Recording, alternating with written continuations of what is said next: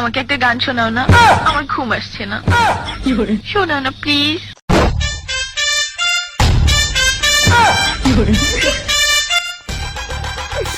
তুমি আমার কাছ থেকে গান শুনবা?